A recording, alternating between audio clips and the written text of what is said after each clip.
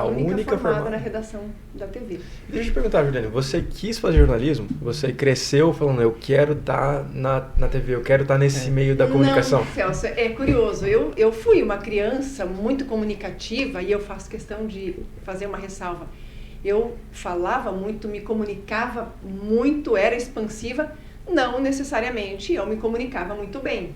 Okay, não necessariamente se você é falante você se comunica bem, mas eu, dentro daquele contexto, né, na infância e na juventude, eu tinha uma boa comunicação para aquela época. Mas eu era muito curiosa. Desde o primeiro momento, assim, desde a alfabetização, eu sempre gostei muito de livros. Então me apaixonei pela arte, pela literatura, pela poesia.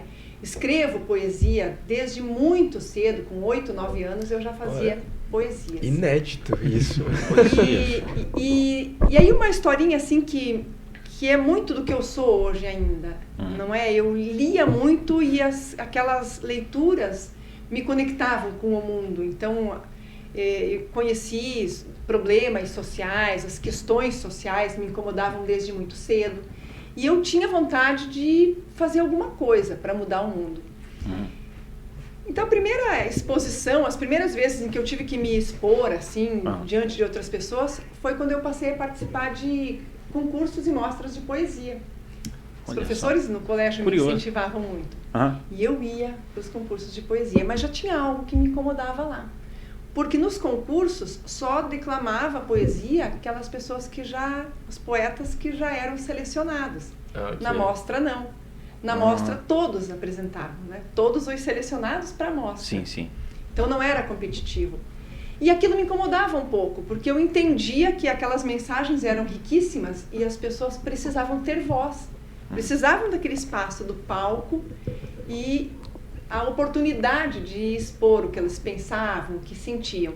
Então eu já tinha essa questão da democratização de informação desde muito jovem. Sim. Mas eu sonhei em ser advogada, promotora de justiça, porque eu queria resolver problemas. Então depois quis vocação. Fazer arquitetura, estar no campo das artes, porque eu sempre gostei muito da matemática também. Mas ali no fim da década de 80, estava todo aquele burburinho por conta da nova Constituição Federal. E é um período em que nós ainda vivíamos resquícios, né? Nós saíamos de uma ditadura para entrar num movimento democrático e o Brasil ali se redesenhava. E quando começou a discussão em torno da nova Constituição Federal, aquilo me chamou a atenção, porque falava-se muito em liberdade de expressão, o que isso representava, o quanto uma democracia precisa disso.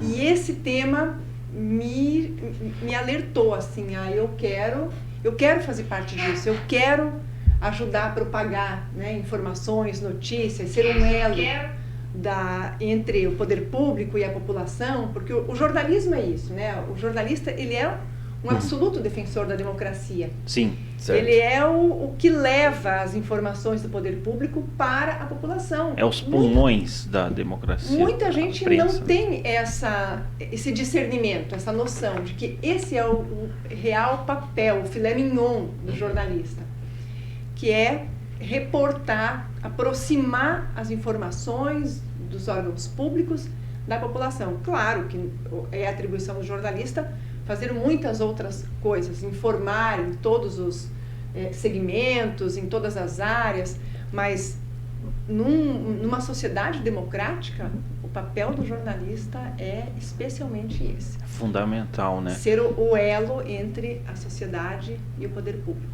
Olha, eu vou falar para você, viu? Você me deu um gatilho que agora está acontecendo a guerra da Ucrânia, né?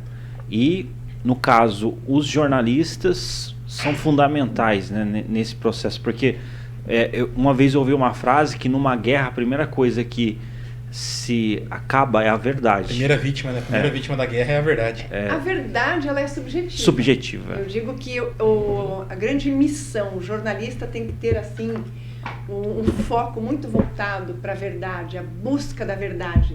Não necessariamente nós encontramos, mas nós vamos atrás de todos os indícios. Por isso é premissa no jornalismo você ouvir todos os lados, você dar espaço para todas as partes.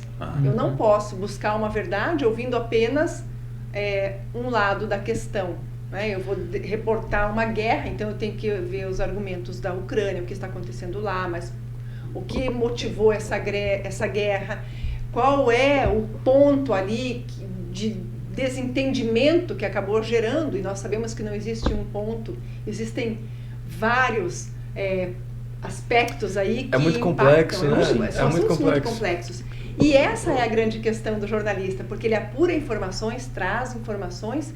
Perfeito. E o público tem que ser preparado, e aí depende da educação, de uma série de questões, mas ele tem que ser preparado para receber informações e tirar as suas conclusões. E o fato da verdade ser subjetiva coloca na mão do jornalista um poder muito grande, porque ele pode, muitas vezes, disseminar a verdade que ele quer. Então, o jornalista ele tem que ter um compromisso muito forte, né? Construir uma verdade. Isso, porque como a verdade, igual você falou, o papel dele é procurar a verdade e a verdade é subjetiva.